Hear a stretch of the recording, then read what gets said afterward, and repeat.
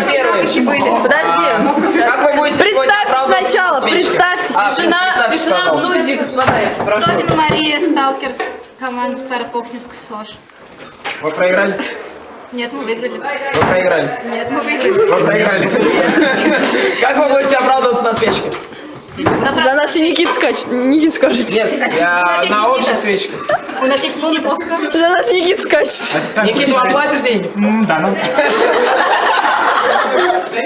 Нет, у него льготы.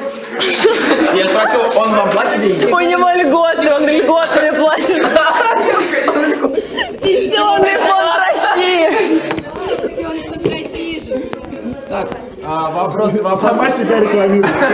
Сама себя не похвалишь, никто не похвалит. Себя еще рекламируешь, да? Молодец.